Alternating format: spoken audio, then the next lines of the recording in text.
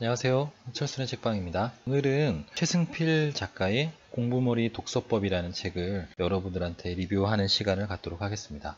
실현 가능하고 지속 가능한 독서교육의 모든 것이라는 부제를 달고 있고요. 출판사는 책그룹입니다. 책 소개에 앞서서 이 작가분을 간략하게 드리면 그 독서교육 전문가이자 어린이 청소년 지식도서 작가, 대치동에서 강사 생활을 시작해서 12년째 독서 논술 교육에 몸을 담고 있다고 합니다. 제18회 창비 좋은 어린이책 기획 부문의 대상을 받은 적도 있다고 하시네요. 작년에 출판이 됐습니다. 이 책은. 그런데 제가 어느 영상에서 봤는데 이분이 처음에 처음엔 잘 안 팔렸다고 그래요. 그래서 작년 수능 시기가 다가오면서 그때 이 책이 엄청 유명해졌다고 합니다. 그래서 책이 좀 많이 팔렸고 지금은 베스트셀러가 됐죠. 그리고 이분이 또 얼마 전에 저희 동네에 오셔서 또 강연도 하셨습니다. 그래서 저는 가지 못했고요. 저희 아내가 오프라인에서 직접 강의를 듣고 와서 저한테 강의가 너무 좋았다. 책에서 읽지 못했던 부분까지 정말 자세하게 말씀을 해주시고 또 강의도 되게 재밌게 해주셔가지고 호응이 엄청 좋았다고 저한테 얘기를 해줬습니다. 네, 그래서 이 책을 저는 다시 보게 됐고요. 또 다시 봤더니 또 전에 읽었던 부분에서 미처 발견하지 못했던 부분까지 볼 수 있게 됐고, 나도 저처럼 이렇게 자녀를 둔 부모 입장에서 충분히 도움이 될 만한 책이라고 저는 개인적으로 생각이 들었습니다. 그래서 너무 좋은 책이고, 지금 영상을 보시는 분들께서도 꼭 한 번쯤은 구매하시거나 아니면 대여하셔서 읽어보셨으면 좋겠습니다. 그래서 이 영상을 간략하게 찍어드리고 책의 일부분 그리고 제가 느꼈던 부분을 리뷰하는 시간을 갖도록 하겠습니다. 머리말에는 제목은 독서 진짜 공부법. 머리말 꼭 읽는데요. 이 머리말에는 왜 이 중학생만 되면 성적이 떨어지는 부분에 의구심을 갖게 됐는지, 그 다음에 그런 사례를 간략하게 나와 있습니다. 수병아리 강사 시절에 수업에 들어갔더니 평균 90점은 우등생의 축에도 끼지 못할 만큼 공부 잘하는 아이들이 수두룩했는데 중학생이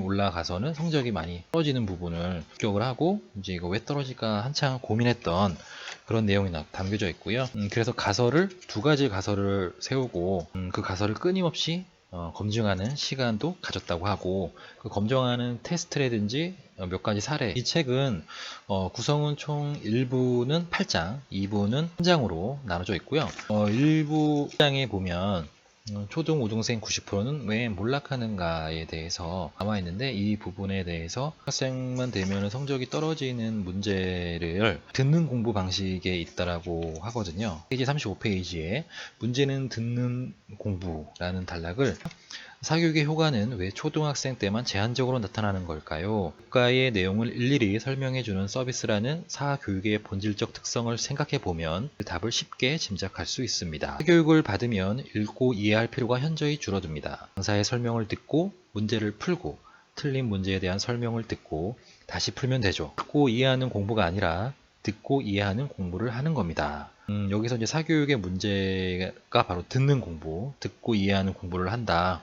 본인 스스로가 읽고 이해하는 공부가 아니라 듣는 공부를 하게 된다. 그래서 이제 중학생이 올라가면 이제 중학생 교과서는 좀 다르잖아요. 그래서 교과서를 읽고 이해하지 못하다 보니까 어렵게 느껴지고 어려우면 또 재미가 없어지고 그래서 성적이 떨어지는 이유 중에 하나다라는 내용이 되어 있습니다. 계속해서 보면 사교육을 많이 시키는 부모님들 역시 책을 많이 읽으면 좋다는 건 알지만 우선순위에 둘 정도는 아닙니다. 학원에 밀리고 숙제에 밀리고 스마트폰에 밀려 독서는 결국 늘 뒷전입니다. 이렇게 터무니없이 독서량이 부족한데 공부마저 듣고 이해하는 방식으로 합니다.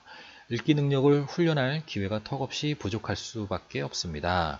그 결과 아이들은 교과서를 읽고 이해하지 못하는 중학생이 됩니다. 수업을 들으면 뭔가 알 것 같은데 교과서를 펼치면 무슨 소리인지 전혀 알 수 없는 이상한 상태에 빠지는 거죠. 이것이 바로 초등 우등생 7, 80%가 학생이 되면 성적이 떨어지는 이유입니다. 그래서 성적이 떨어지는 이유를 읽기 능력이 부족해서라고 진단을 하고 있습니다. 그래서 일부 7장에 무엇이 우리 아이의 읽기 독립을 가로막는가 라는 부분을 한번 제가 하겠습니다. 여기에 보면은 읽기 독립을 할 수 있는 2단계로 중에 1, 2단계의 일부 부분을 여러분들한테 읽어드리도록 하겠습니다. 읽기 독립 1단계, 여기서 1단계는 쉬운 책을 많이 읽으라고 나와 있습니다. 책을 보면 읽기 독립에 성공하려면 먼저 초등 1학년 시기를 잘 보내는 게 중요합니다. 초등 1학년 자녀를 둔 부모님들은 곧장 글책으로 넘어가려는 경향이 있습니다. 그림책은 미취학 유아가 읽는 책, 글책은 초등학생이 읽는 책이라는 고정관념 때문입니다. 사실 이런 관념 자체가 잘못된 것은 아닙니다. 다만 초등 1학년 아이들이 이제 막 스스로 책을 읽기 시작했다는 점을 고려해야 한다는 거죠. 이 아이들은 아직 읽기의 기본 메커니즘이 자동화되지 않았습니다. 글자라는 기호를 읽고 그 기호를 조합한 단어의 뜻을 이해하고 단어를 연결해 문장의 뜻을 해석하는 과정이 아직 껄끄럽습니다. 그런 상태에서 책마저 길어지면 아이는 곧절로 어려움을 느끼게 됩니다. 책 읽기가 고통스러운 일이 돼버리는 거죠. 이 시기에 오히려 아이가 꾸준히 봐왔던 그림책을 많이 읽는 것이 효과적일 수 있습니다. 매달 외울 정도로 많이 읽어준 그림책이어도 상관이 없고 초등 1학년이 읽기에 다소 짧은 책이어도 상관없습니다. 글자를 읽고 이해하는 과정에 부담을 줄이면서 적절한 독서량을 유지할 수 있다면 어떤 책이어도 괜찮습니다. 라고 읽기 독립을 하는 1단계에서 님은 말씀해 주고 계시고요. 그 다음에 속독은 왜 나쁜가에 대한 부분도 있습니다. 여기서 두 번째로 읽기 독립의 2단계는 스스로 책을 고르게 하라라고 되어 있습니다. 책 고르는 능력은 있으면 좋고 없어도 그만인 선택사항이 아니라고 하고요. 현대는 독서가가 되려면 반드시 갖추어야 할 능력입니다. 능력을 갖춘 아이는 부모님이 관심을 끌어도 계속 책을 읽을 수 있지만 그렇지 않은 아이는 이내 책을 내려놓게 됩니다. 책 고르는 능력을 기르는 데는 왕도가 없습니다. 책 구경을 많이 하고 자주 골라보는 게 유일한 방법입니다.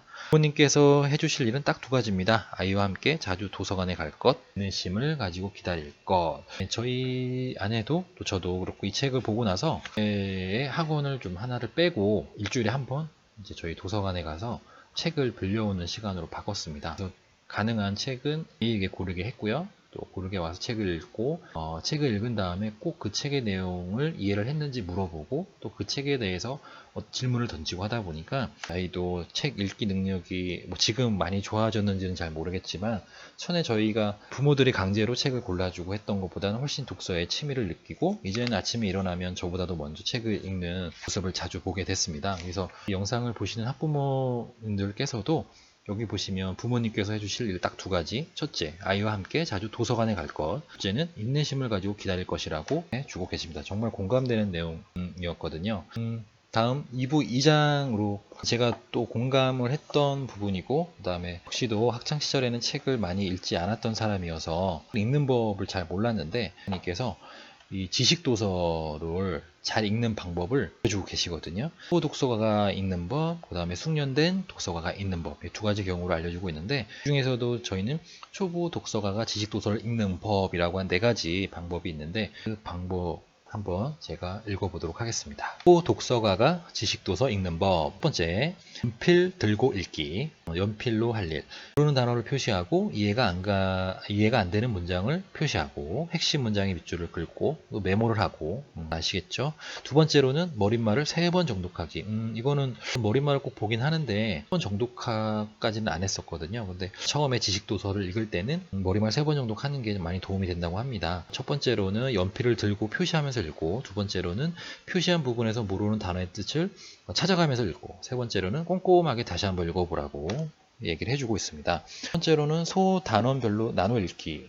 소단원 하나를 연필을 들고 읽기의 방식으로 정독을 하고 연필로 표시한 부분을 눈으로 훑으면서 머릿속으로 내용을 정리하라고 되어 있습니다. 두 번째로는 끝까지 다 읽기. 1번부터 3번의 방법으로 책을 끝까지 읽고 연필로 표시한 부분 중에 모르는 단어와 개념을 인터넷 백과사전으로 찾아서 이해하기. 이렇게 지식도서를 읽는 법, 초보 독서가가 4가지 방법을 알려주고 있습니다. 책에는 숙련된 독서가가 되는 법도 나와 있거든요. 그래서 한번 보시면 좋겠습니다. 뒤로 가면 갈수록 어떻게 하면 읽기 능력을 향상시킬 수 있는지에 대한 솔루션이 담겨져 있는 책인데 책을 보시면 대학에 나와 있는 부분을 알 수 있을 것 같습니다. 아이가 재미있어하는 책을 읽게 해주세요. 재밌는 독서만이 아이를 성장시킬 수 있습니다. 이거 300페이지가 넘는 이 책에 여러 가지 내용이 있지만 결론은 이거랍니다. 아이가 재미있어하는 책을 읽게 해주세요. 한 가지 좋았던 거는 저도 저희 아이에게 사교육을 어떻게 시킬까 많이 고민했었는데 이 책을 한번 다 읽어보시면 부모님들께서는 이게 사교육 학생 때부터 중학교 때까지 또 고등학교 때까지 읽기 능력을 향상시킬 수 있을까. 그리고 최승필 작가님께서는 학년에 맞는 추천 도서도 이 책에 거론하고 있거든요. 자녀 교육에 관심이 있거나 아니면 꼭 한번 읽어보셨으면 좋겠습니다. 이상 철순의 책방은 마치겠고요. 영상이 여러분들한테 조금이나마 도움이 되셨다면 구독과 좋아요 부탁드리겠습니다. 감사합니다.